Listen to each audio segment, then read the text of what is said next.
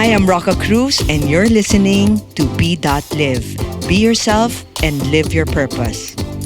What if I told you that the person who's always angry might actually be the most afraid? Maybe that person is someone you love, or maybe it's you.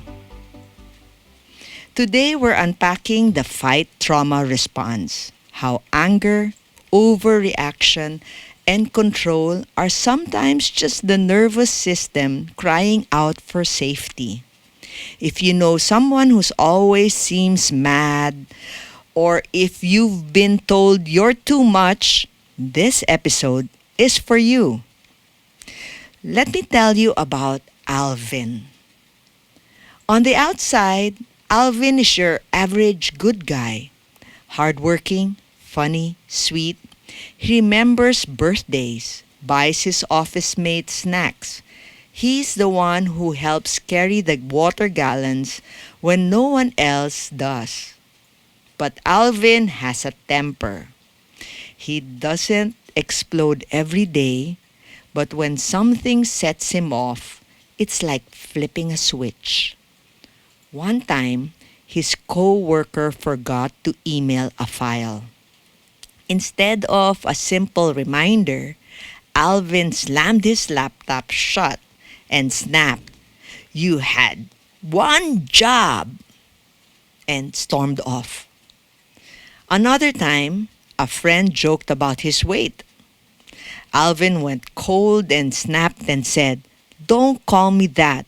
Try it again and just see what happens." People thought he was just sensitive. But the truth is, you couldn't correct him. Even small things, like his wife suggesting, "Maybe we can talk to the kids more gently," that would trigger him. He'd respond with sarcasm or silence, or worse, he'd say things like, "So now I'm the bad guy. I'm the problem again." Over time, people backed off. His friends stopped correcting him. His team avoided confrontations. His wife started walking on eggshells. Until one day, she quietly packed her things and left him. No shouting, no begging. She just left. And Alvin stood there wondering, why would my wife leave me? I worked hard, I provided, I loved them. He loved them hard, but his trauma fought harder. Here's what most people don't realize. The fight response is not about anger. It's about fear. It's the body's way of saying, "I need to protect myself. I can't afford to be wrong, weak, or out of control." This happens especially to people who grew up not being listened to unless they shouted, being punished for making mistakes. They grew up feeling like they had to defend themselves constantly. So now, when something feels even a little threatening, a joke, a correction, a delay, their nervous system sees it as danger. They go into fight mode. It's not because they want to hurt people. It's because their system thinks, if I don't fight, I'll get hurt. But over time, this pushes people away because no one wants to feel like they're walking on eggshells. So here are 4 simple ways to correct the fight response. Number 1, breathe before reacting. When you feel triggered, pause and take a deep breath. Don't speak or act right away. This gives your brain time to calm down. Number 2, Name what you're really feeling. Instead of just saying, I'm mad, ask, am I hurt? Am I embarrassed? Am I afraid? Understanding your deeper feeling helps you respond better. Number 3, move your body safely. Use up the anger energy in healthy ways. Walk, dance, or squeeze a stress ball. Let the tension out without saying anything or hurting anyone. And number 4, speak, don't attack. Say what you need calmly. Instead of, you never listen, try, I feel ignored and I need us to talk. That would make you a little bit more vulnerable, but try it. So let's do a 1-minute breathing exercise.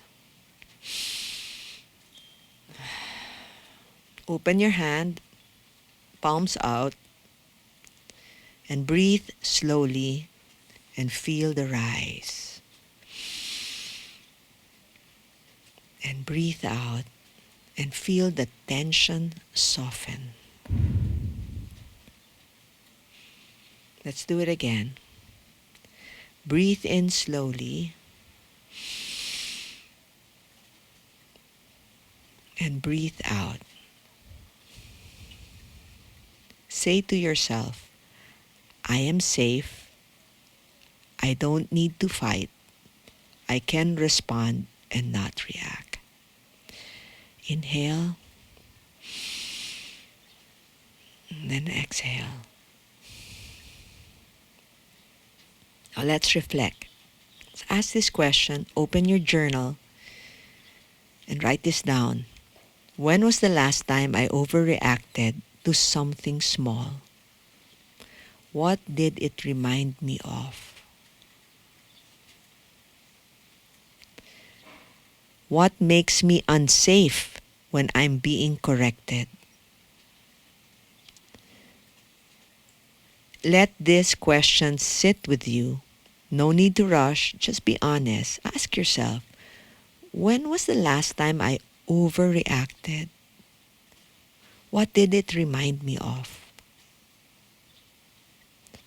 If you've been the one who loses their temper, or if you love someone who does, this isn't about shame. It's about understanding. Anger is just the armor. But underneath, it is a part of you that's scared, tired, and trying to survive. Healing begins when we tell that apart. You don't have to fight anymore. You're safe now. If you know someone who's always angry, who struggles to stay calm, or who pushes people away without meaning to, share this episode with them. It might be the thing that helps them see their pattern and start to heal. And as we end this journey through the 4 trauma responses, fight, flight, freeze, and fawn, remember this. These patterns were once your brain's way of keeping you safe. You weren't weak, you were surviving. But now, you're a different person. You're in a different season. One where awareness can lead to healing, and healing can lead to purpose. You don't have to be stuck in your old patterns. You can choose new responses. You can live with clarity, courage, and compassion, not just for others, but for yourself. So keep showing up, keep growing, and never forget, change starts within. You're not alone in this path.